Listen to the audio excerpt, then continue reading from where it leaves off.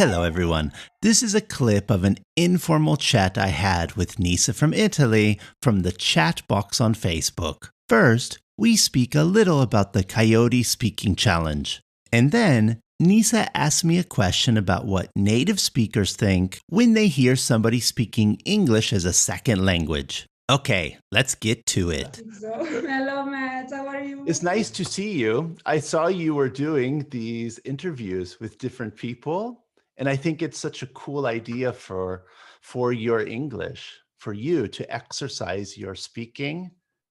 And yeah, congratulations. It's cool. You're a talk show host now.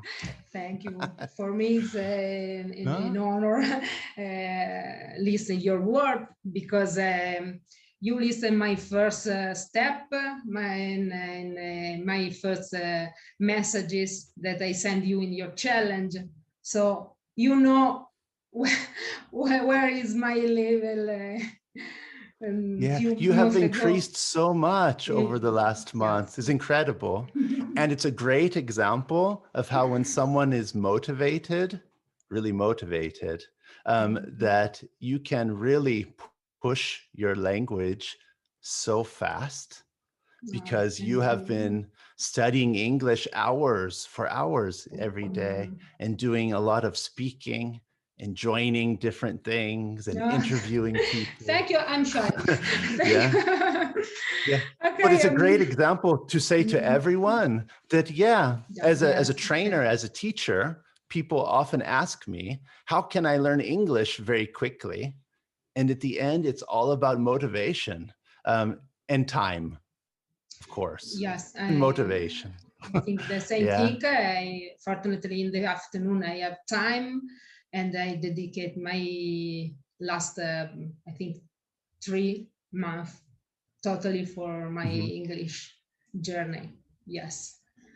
And I'd like to introduce in a few seconds ourselves because maybe we have a new member. So I'm Nisa from Italy, and I'm here to improve my spontaneous speaking and talk about this topic today with Matt. For example, your challenge, you are Matt of Coyote English, our challenge, okay? And your challenge is wonderful for this because you can use your challenge to record spontaneous messages or record messages that you prepared before and or maybe do a list of words and try to put the word in the right context. So your challenge is not useful, more. And thank you. But no, you're welcome. Thank you for joining it. Yes, of course. I mean, yes, of course. Yeah. And what mean for you this challenge?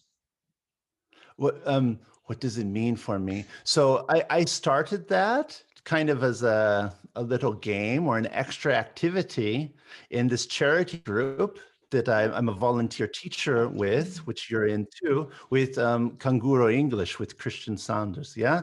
Yes. So it started there. So it started as just a way to have some speaking exercise for the people in that group. But I saw that people liked it and that it was helping. And so I've expanded it out and I continue to grow that. But why is it useful for people? I think because most of us, most of you don't have someone to speak English with wherever you're living. So there's just not a chance to exercise your speaking. That's the first thing. And this hopefully gives people a chance or a reason to speak in English every day also that they wouldn't normally have. And I think that having it every day, just for a few minutes, now some people do more because it depends how much you want to do, but just to have something in English, just let's say for 5 minutes every day is much more effective for your English than to do nothing for 1 week and then study for 1 hour on a 1 hour. Saturday or Totally something. agree. Totally, for me was That's kind of the point of it. useful. Yeah. Yes. Mhm. And it's a way to get to know other people. So actually speaking, sharing information about your country, or Culture, in the yes. challenge, we have questions every day. There's a lot of freedom to do it in the way you want, to choose which question you want, or to prepare Wonderful. something, or really speak spontaneously. But we get Yes. to travel a little, we get to interact with people, and that's what we need if we want to Yes. exercise it. Improve also our listen skill, because we listen a lot of different accents, and improve our skill speaking And and most listen. communication in the world, for anyone learning English watching this, think about who do you speak with or communicate with. So most of the time, people are trying to learn a British or American accent, let's say, but in reality, they don't have connection to those places or those people. And most of the English they are using is with a colleague in France, or I don't know, a friend in Algeria or something like this. And yeah, we need exercise understanding all accents from the world. If you really want to understand English, you need to get some flexibility there. And it's very valid and good to listen to people from the UK or the US or wherever, but it's also just as valid to exercise your listening with someone from Indonesia. Yes, or someone from Asian Russia. accent is a little bit difficult for us, yeah, as European people. Yes. Maybe. I think it depends on our own experience. So it's easier what is nearer to us. So if we had more experience speaking to someone from Spain, it's easier. Or if their language is similar to mine, so the Spanish Latin language is similar Latin to language, Italian, yes. it will create things in the same structure in a way that you might in Italian. And so naturally it will be much easier. Yeah. But it's difficult in the start of the challenge, but after 1 week, I listened message from Asian person, and I understand perfectly, because my hair is keep habits maybe to her this message. Yes. Okay. I think it is good exercise to mix it up. Generally, no matter how you're learning English, to mix things a little bit. Because that's reality, basically. I want to thank you, thank you, because for you is a big work, because you make video and then record other messages, listen our messages, and give us that wonderful the feedback. So great. Sorry, thank you. I think any teacher wants to help as they can. And for me personally, it's motivating because I get to hear 20 stories a day, or 4, depends how many, but I get to hear a lot of stories from people from places that I have never visited, or maybe that I will not ever have the chance to visit to.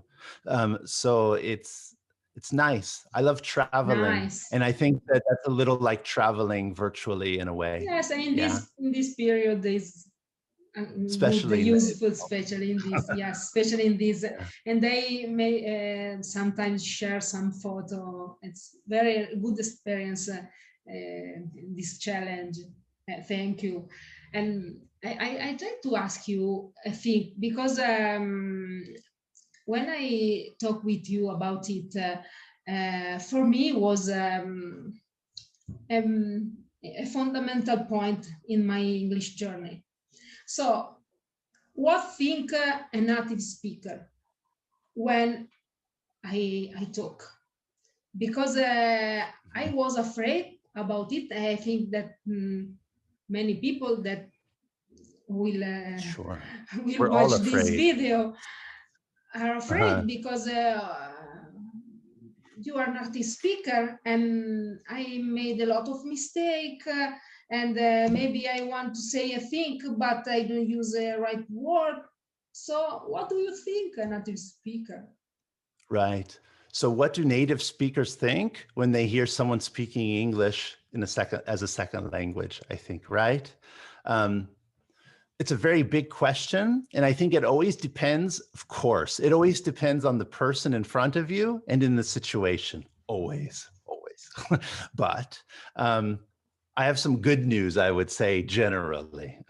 Yeah. And so let's speak about a few of those things that maybe we discussed before, you and me. So let's start from like a grammar kind of part, or, accuracy. How correct are you with your English grammar and everything? Yeah, from this point of view, really, I can tell you that most English speakers are not focused on this at all. And it's really important that you know that in North America or Great Britain, that we do not study our own grammar like you study our grammar. Incredible. And more importantly, like you study maybe your first language's grammar. So in Italy, an Italian will study Italian grammar really, really a lot. Yeah, it's a big part of the school system.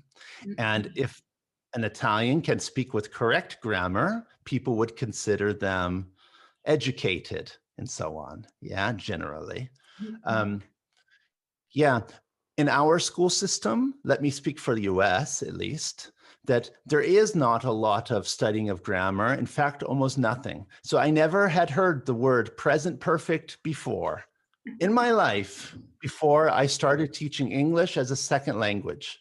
And I did go to university to be an elementary school teacher. So we never talked about that. Okay. In the school system, there is no, much and many, or what is the subject word order, or I don't know, what is the difference with will and going to, or is this the past perfect and this is the present perfect? We don't speak about these things in our school system. And that means that the English speakers are very unaware of these things. Now, maybe they are correct. Maybe they have learned this from reading and from listening and speaking, but they're not focused on it because we never were shown to be focused on it. So we're much more flexible with it. And you will hear a lot of mistakes from native speakers as well.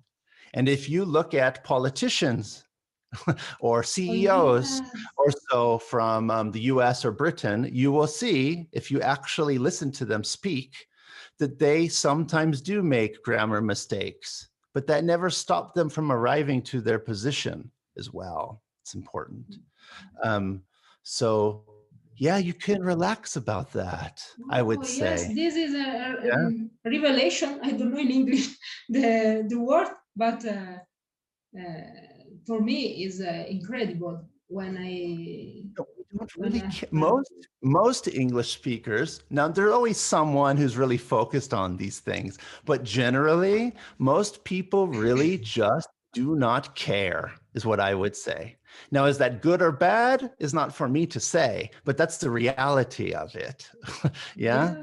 And another thing, in addition to all of this, because you may think, oh, I have such a strong accent, it's so embarrassing, I want to have an accent of a movie star or something, or the Queen of England, or whatever your accent is you want.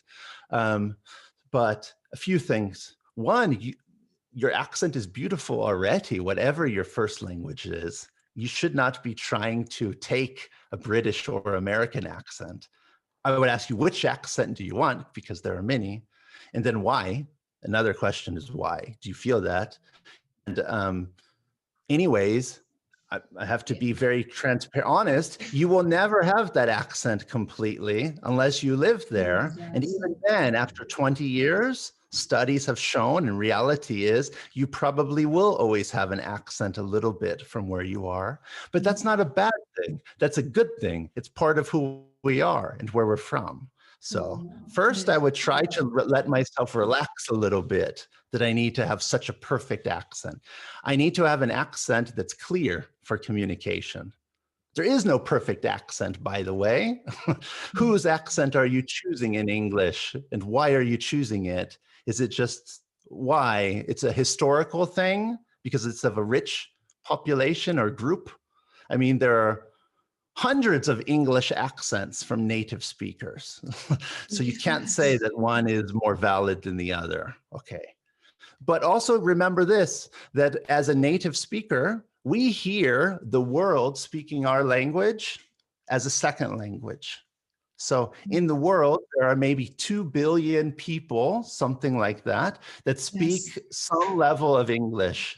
And let's say 500, 600 million, whatever the number is, are native English speakers. So actually, the language is not in our power, it's in your hands. There are more second language speakers than first language speakers, which is very different than other languages, okay? It's very different than Mandarin Chinese or Italian. So English has more people in the world with many mistakes and, you know, as a second language. And so it's quite normal for us to hear people speaking our language in many variations. And if you want, breaking the grammar constantly. So normal. I come from Southern California. So if I went to the supermarket, the person working there is maybe from country A. I go to the gas station, is from country B. So many people are from other countries. And when you have this mix of people, you're focused on communication. Yeah. So I think that's important to remember too. Okay. For an Italian, if I use my own examples of Italy, like it's not so normal for an Italian to hear foreigners speaking Italian. Okay, only people who have immigrated to Italy and then they're starting to learn Italian. So you may have a judgment that's made on them, even though Italians are very flexible and nice, but there could be a kind of feeling there. But imagine if everyone in the world was learning your language and everyone you spoke with in the world was learning your language, they would be making lots of mistakes and you would become more relaxed about it because it's so common, so frequent to hear the mistakes that you don't care anymore. Yeah. I love you. No, no, because but you should remember that. Don't forget that. Yeah. No, because before I thought that before to start speak, I have to do perfect. I study, I want to know every single rule, every single word, and then I start to talk, because before I can't. And now, I'm so happy to meet you. In fact, you're communicating so much since in the last 3 months, since you have you've been studying so much and all, but I think you've understood that, and that will open up the door to English so much more. It's not that it's bad to review grammar and try to be good and all of that. I mean, it's good to always, there's a balance here. No, yeah, but, yes, absolutely. Yeah, often we're so focused on making mistakes. And by the way, just as human nature, we're very hard on ourselves. We always think that we are worse than we probably are when it comes to a second language. We often put ourselves down a little bit with it. And we're very focused on ourselves, okay? And the reality is that the other people are not focused on your mistakes. Maybe some of some other people learning English because they think grammar is important are focused on mistakes, but often the native speakers aren't, often not. And I can tell you as a native speaker, okay, if we're in New York and you come to my Starbucks or something, yeah, and you're trying to order a coffee, all I really want is that you smile, probably, so you look friendly, because Americans always want a big smile, but you're smiling and that somehow you order your coffee quickly. That's more interesting to me. I prefer the one who's just like, coffee, please, this, but is clear what they want, than another person who is very slow because they're trying to be so perfect. Perfect. And they're just Okay. like, I would like one moment, sorry, what's the word? And they're taking a really long time to find the correct word. It's a little bit frustrating probably for this worker if you're the 50th person who's doing that. So all they want is the message. Yeah, generally. So that's my opinion anyways. And as a language teacher, that's what I would focus on first, is communicating. Yes. Then you can clean up your little mistakes as you go. And they will fix themselves. The more English you hear, the more English you read, especially, the more these things will fix themselves a bit over time. Yeah. I know. So I think if you think too much about your mistakes, you will make more. It's like a tennis player, and I'm always telling him, don't, you must move your hand like this. And he's starting to play, and I'm like, focus on your technical movement. He's thinking so much about the technical movement that he will just lose the game and do very bad. So it's a little like thinking of grammar, or when you're speaking or trying to be too perfect. You're thinking so much that you block yourself and you make more mistakes because you're so unsure. Yes, for me too. Yes, I try when I think about the mistakes that I do. Okay, I start to and do a lot of mistake more. Yes, and one day I said, okay, I start to talk and send my message, my thinking. And okay, I do a lot of mistake, of course, but more important. And I think most people are forgiving. They, even if they know it's a mistake, they just let it go because they're just trying to get your message. The other person doesn't have time to worry about your grammar mistakes. They don't care. They just want to get the message. Okay, that's it, really. Now, you could always find some native speaker somewhere who's just a racist person who hates anyone from other countries, and they give you a very negative feeling. But remember, that may not have to do with your grammar or your accent. Maybe they're just they're having a horrible day, or it's a racist person or something like that. And we have to try, is not easy, but I have to try to ignore that person and look at all the other 10 people who were smiling, being nice. It's very easy to focus on the negative thing when it happens. We always do it. Me too. Same with me in Italy, or in Germany where I live, trying to speak. We remember the negative thing in our head, and not all the people who were positive sometimes with language. For us is the same. Yes. In the start of this meeting, you speak Italian for with me 1 minute, and I feel when I think about it, I'm so proud and I'm so happy to listen your voice in Italian. I don't think about your mistake. Absolutely. Yeah, I think that the native speakers are just interested in the message. Sometimes they'll be really in love with your accent, and they love your accent sometimes. Other times they don't care, or they're not interested in the new accent. Yeah, it depends on the person. But yeah, in a country like Italy, if someone is an American or English speaker speaking in Italian, it's so strange to find an English speaker speaking in Italian. That most Italians are somehow very friendly and like shock in a good way. Like they're just so happy that you're trying to do it. That they'll be super friendly. I don't know in English if you'll always find that, because we have so many people that are speaking English as a second language. But people just kind of ignore it. It's not new. It's just kind of like normal. And I think that's why they want the message more. I think in your little town, you are unique. Sure, I'm the only American here.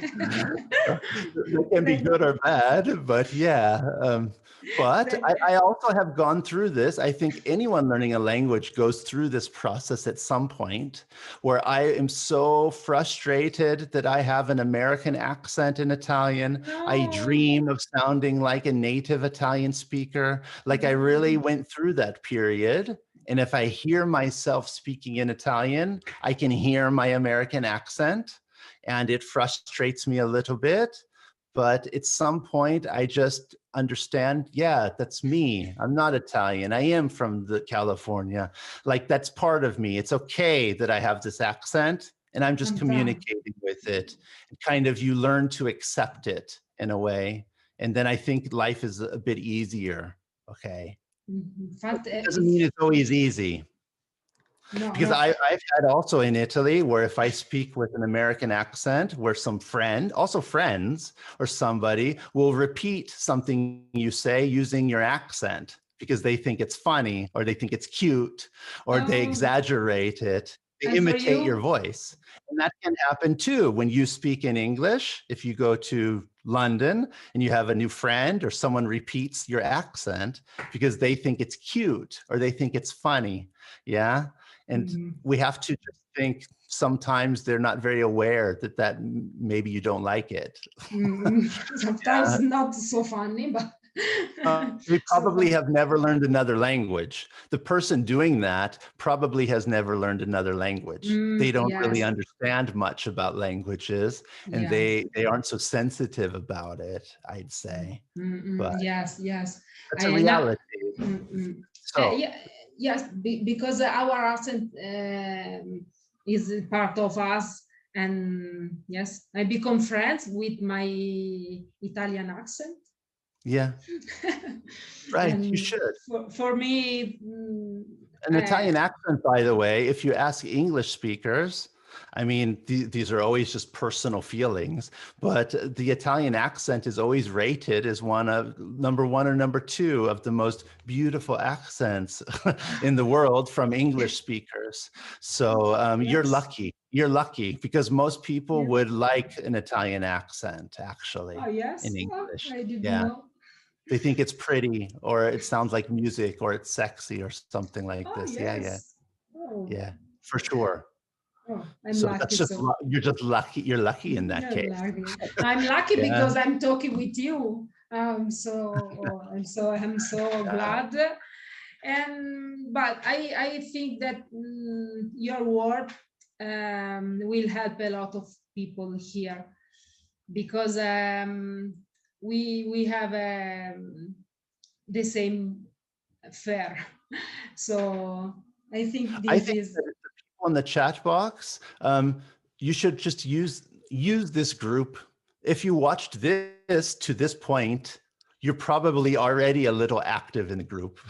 But if you're not, I would say that you should use this group because I have jumped around to different Facebook groups when I was starting to do my YouTube channels and things.